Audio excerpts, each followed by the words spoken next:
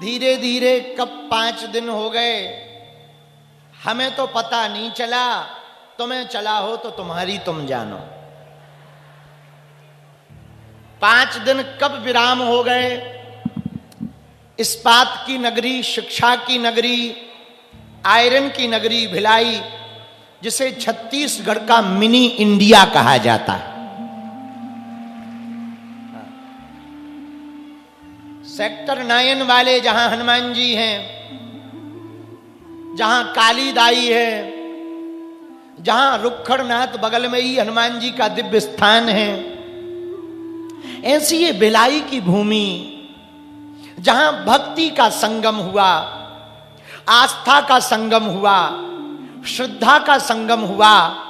चारों तरफ इन 5 दिनों में ऐसा लगा मानो हमारा भिलाई पूरा राममय हो गया।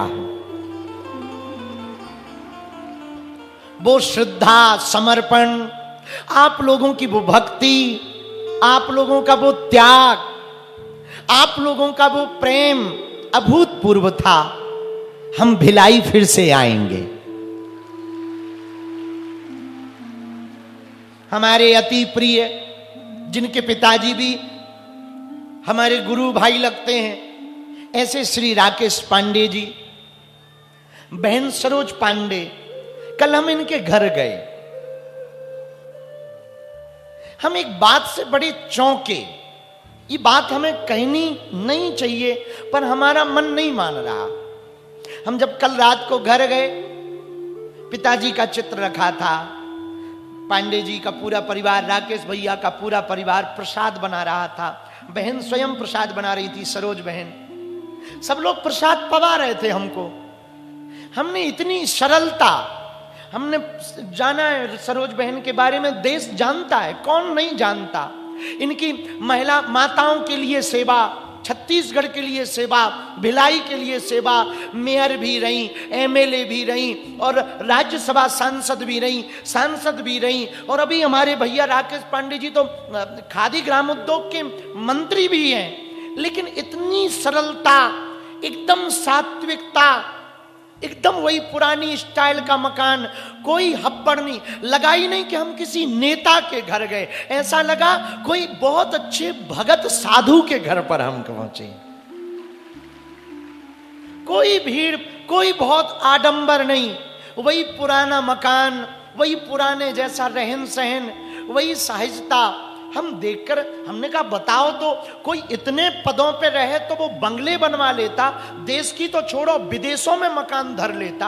अद्भुत है सरलता। हमें ये देखकर बहुत अच्छा लगा। भैया ऐसे लोग जब राजनीति में रहते ना तो उस क्षेत्र का भी विकास होता है और देश का भी विकास होता है। ये बात हम अतिशयोक्ति में नहीं कह रहे, इसलिए नहीं कह रहे कि ये हमारी कथा करवा रहे। देखो हम भैया, हमारी एक आदत है, हम किसी को बहुत ज्यादा मक्खन वक्खन लगाते नहीं है, न किसी को बहुत ज्यादा। जजमान बन गया तो हम एक आध बार जजमान का नाम ले लेते हैं बस, क्योंकि जजमान बने हो पर बनाया तो भगवान ने है ना। लेकिन हमको ना बड़ी अद्भुतपूर्व जो समर्पण, जो माताओं के लिए, बहन सरोज जो माताओं के लिए जागृति का कार्य कर रही, जो बार बार उन्हीं के प्रति सोचना, सच कहें हमको तो बहुत प्रसन्नता हुई छत्तीसगढ़ आकर के, भिलाई आकर के। आज छत्तीसगढ़ के पार्टी के प्रदेश अध्यक्ष श्री किरणदेव जी भी हैं राजपीठ से, और जो हमें लेके आए थे, अब वो पहुंचाएंगे हमें वापस के नहीं पहुंचाएंगे ये पता नहीं है, पर जो हमें लेके आए थे ना अपनी चील गाड़ी पे, एक बहुत अद्भुत संत हुए अपने छत्तीसगढ़ में। हमने पहले ही दिन उनके बारे में कहा, अद्भुत महात्मा जिन्होंने अद्भुत नारा दिया, जो पाखंडवाद के खिलाफ, अंधविश्वास के खिलाफ, अनेकता के खिलाफ थे, जो एकता चाहते थे, जो मानव प्रेम चाहते थे, जिन्होंने नारा दिया मनखे एक समान। उनका पर्व चल रहा गुरु घासीदास बाबा का। आज कथा की जो विश्राम की आरती होगी ना, उनकी ही आरती होगी। उनकी परंपरा में आप उनकी गद्दी पर हैं, 6वीं पीढ़ी पर हैं, वो भी बैठे। अब पता नहीं ये हमें वापस पहुंचाएंगे कि नहीं, बल्कि लेके यही आए थे। तो बहुत लोग हमारे आने पे सवाल उठा रहे। सच ये है कि असली गुनहगार लाने वाला है, हम तो आने वाले हैं। हाँ, हमारे ऊपर बहुत से लोग प्रश्न उठा रहे हैं कि बाबा इस हवाई जहाज पे आया, उस पे आया। अरे बाबा भी तो आदमी है, देश का ही है, ठटरी के भरे, विदेशी थोड़ी है। हाँ? और देशद्रोही चीलगाड़ी पे घूम सकते हैं, देश में लूटने वाले घूम सकते हैं, सनातन जगाने वाला, कैंसर हॉस्पिटल बनाने वाला, बेटियों का विवाह करवाने वाला, नशा छुड़वाने वाला आदमी हवाई जहाज पे चढ़ने का अधिकारी नहीं है। गजब की बुद्धि पाई ठटरी के बारे, अद्भुत बुद्धि है तेरी मूसर चंदा। अब हम ज्यादा कहेंगे तो लोग फिर कंट्रोवर्सी करेंगे, मीडिया वाले फिर कहेंगे बाबा ने फिर कह दिया। हम सच बोलें, किसी से हमारी बुराई नहीं, वो भी अच्छे हैं जो हमारे लिए बोल रहे, हम उनको धन्यवाद दे रहे हैं। भगवान जिसको जैसी मति देता ना वैसे ही बोलता है। और हम अपने चेलों से भी कहेंगे आप लोग भी किसी को प्रतिक्रिया मत दो ना, अपन को क्या प्रतिक्रिया देना, भगवान सबको प्रतिक्रिया देता है। जिन भगवान के भरोसे हैं वो हनुमान जी प्रतिक्रिया देंगे, हम लोगों को क्या प्रतिक्रिया। हमारा कोई बुराई करे ना, आप लोग तनाव में मत रहा करो, ना टेंशन लिया करो, ना गाली गलौज किया करो, ना ना ना ना, सोने के पहले उसका नाम लेके सेम टू यू बोल दिया करो, बस मुस्कुराया करो। भगवान जाने, हम लोग हनुमान जी के भगत हैं ना।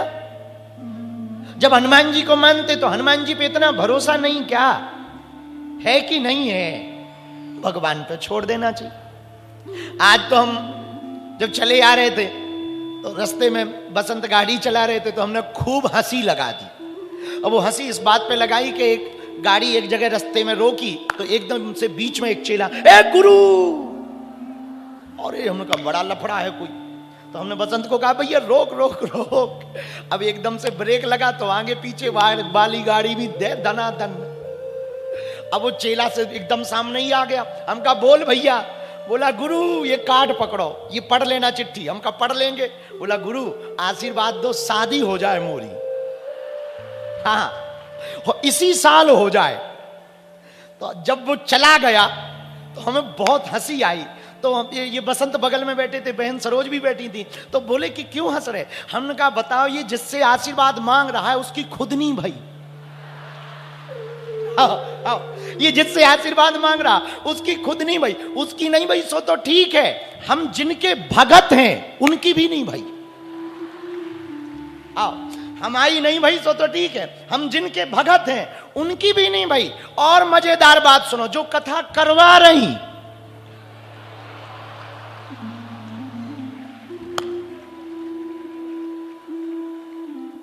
कहां गई बहना, बुरा न मान जाए, अब मान जाए तो क्या हुआ, अपने तो आज अंतिम दिन है, फुल उड़ जाएंगे।